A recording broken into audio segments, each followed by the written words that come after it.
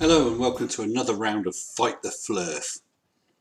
Today we're going to have a look at that guy.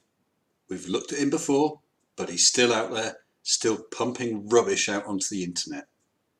Today he's going to tell us about the moon and why it's local and it's a reflection, not a solid object. I'm intrigued. Come on, that guy, do your stuff. What's up, everybody? That guy again, just walking my dog, making a perfect observation of this close sun, or moon rather. It's so hard to tell the difference, isn't it? See these clouds right in front of the moon, how they're illuminated? Yep. You can see them in great detail, but they stretch out over to here. See how they fade out? You can't see them. There they are.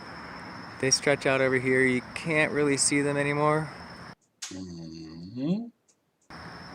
These clouds are directly over me here in my neighborhood, and they're illuminated by the moon. That's close. Light source, first off. Where'd you get that from? Those clouds that are brightly lit are directly in line between you and the moon. That doesn't mean the moon's close. And secondly, somebody else on the same longitude, say up the coast, will have different clouds in front of them. Yes, I bet I know where you're going with this. And only those clouds will be illuminated for them. Booyah! Although it probably did help that I've seen this already. They will not see these clouds illuminated, and I don't see their clouds illuminated. This proves the moon is a reflection. What? I thought you were going to go somewhere else, actually. And that's despite having watched it before.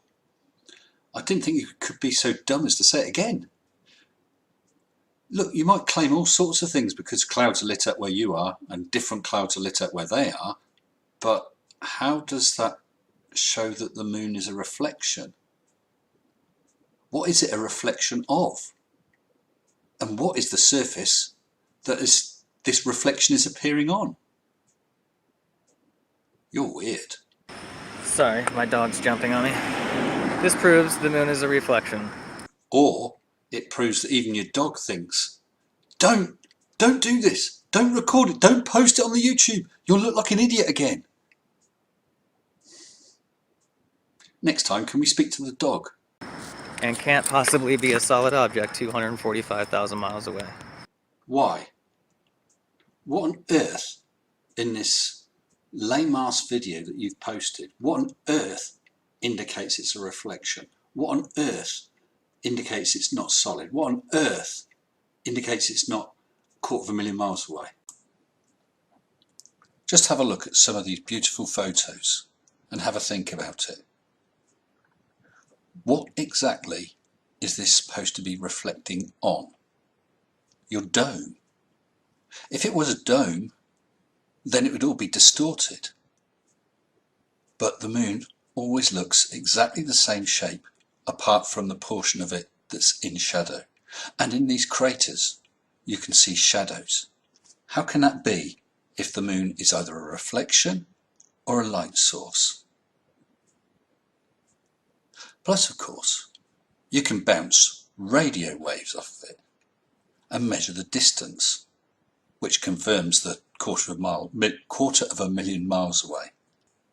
If, just for argument's sake, we went with your idea of a reflection on something, what is the source that this is reflecting? Where's it coming from? Who's casting this image and why? And how was it done before technological advances?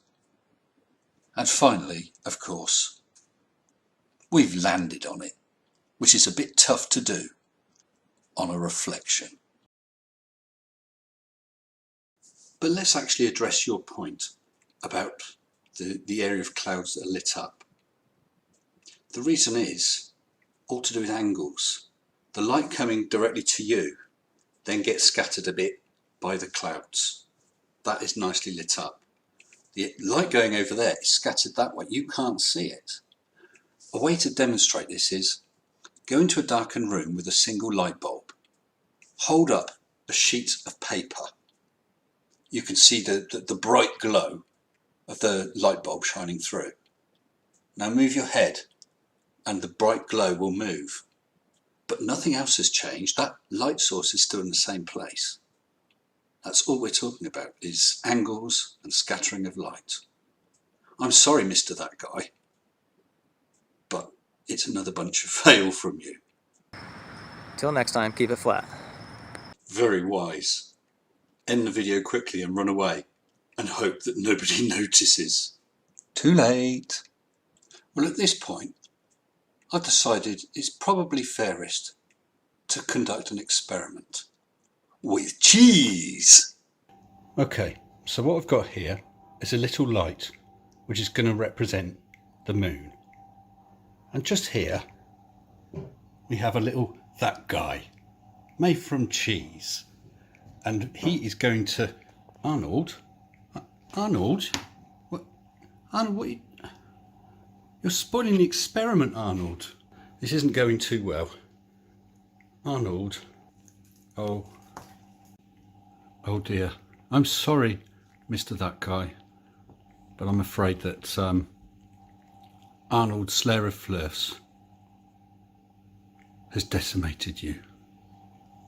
Well, having fully destroyed all of That Guy's arguments, Arnold is feeling happy and well fed. As ever, thank you to my patrons.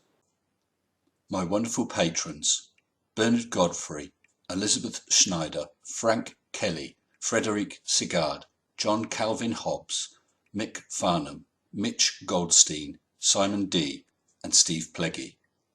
Thank you all very, very much. If you'd like to support me, as my patrons do, just go to patreon.com and search for Mr. Sensible, or use the link down in the description. If you haven't already, please consider subscribing. Just hit the little mini-me down there in the corner. Until next time, stay sensible. Shut up and sit down.